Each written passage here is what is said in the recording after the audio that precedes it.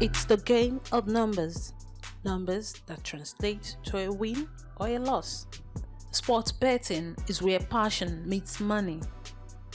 But that passion has been on holiday due to the outbreak of coronavirus, which led to the suspension of many businesses globally. This has incapacitated sports betting and generally flattened the revenue curve for them. Many of them are now grappling with the new reality, a drop in revenue for operators, their agents, and of course sports fans. It's not been easy. You have sport betting operations.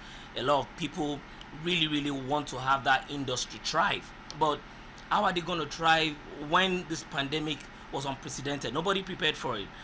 You consider the fact that it virtually forced everybody into an off-season. Off-season usually is between June, after the leagues had been ended, the major leagues had been ended right up to end of July, shortly before commencement of UEFA Champions League qualifiers, and basically forcing everybody from March into off season. It tells a lot about how much is being lost, because money you're not making in sports betting is money lost. And with sporting activities suspended worldwide, and by extension the shutting down of business for the punters, roughly 60 million Nigerians who actively engaged in betting are singing songs of lamentation. When we watch match like that, we do bet. So that's where we get some changes, Because when we win, we get money. So we cannot watch match, not to talk of having money, not to talk of betting. So it affects a lot. For like 3 months now, to feed our family, it's very hard. But now that Premiership is coming back, we hope that nothing will stop it over there again. And our government also here will give us rest of mind so that we can feed our family and so our football without fear. There's not much sport activities, so what they play most is the virtual game. So, but now that the sport has resumed, so they kind of play games for soccer, but not that much. So, or during the lockdown too, they play Zoom. There's what we call Zoom virtual soccer, and this one is normal virtual soccer. So they play Zoom, they play normal virtual. But now that this thing has started now, so people have started patronizing us by playing normal soccer games. A leading report on gambling in Africa, published by KMPG, reeled out some startling numbers on the sports betting industry in Nigeria. As of 2016, the leading sports betting company in Nigeria, BetNaija, raked in an average monthly turnover of $10 million, and the second best player in the industry, NairaBet, made an average turnover of $3 to $5 million with a 20 to 30% profit margin. Abiola Bashir Are is the CEO of Liga State Lottery Sport. He says the business has suffered huge losses in the past 3 months, and as there are no games to stake money on in these COVID-19 times.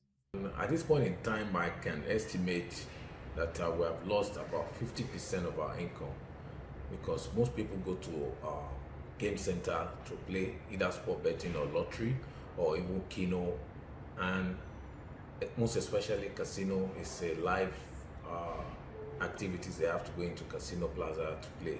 So approximately we have lost about 50% of our income.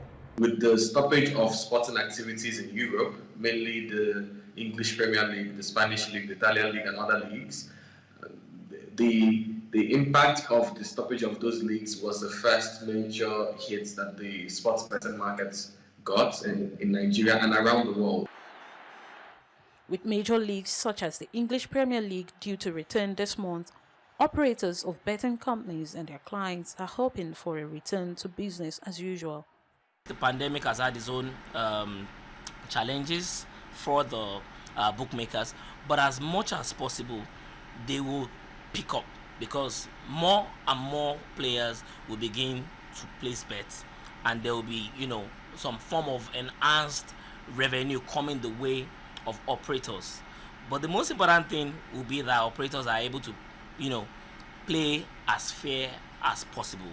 Ensure when winners come through, they pay the punters on time, because it's always a major problem for sport betting firms. So, thinking that they are not going to survive, yes, it will be difficult for them, but I think as much as possible with governmental support for them, they will do fine. No doubt the suspension of major sporting events has affected the income of Nigerian sports betting companies, which put up matches on their platforms for bettors and punters to stake and win or lose money. The good thing is that we're not where we were 6 weeks ago. So, 6 weeks ago, we were having a completely different story, but we're in a much better position because some leagues are back and players and punters are beginning to have access to the sports, the football that they love and they are used to, and they understand really well. So there's beginning to be some pickup in the business and the industry, but it's not where it used to be. It will definitely be a gradual process to get back to where we used to be. Jimmy Ogunlano also used the opportunity to advocate for responsible gaming. The government still has a lot to do about addiction, because there are a lot of the youths that are already addicted to sports betting, addicted to lottery bets and all that, and you reckon with the fact that every sports betting firm is supposed to have on their website plus 18 sign. But the government has it all to do at this point in time to ensure that as much as possible we have responsible gaming. Responsible gaming is playing fair.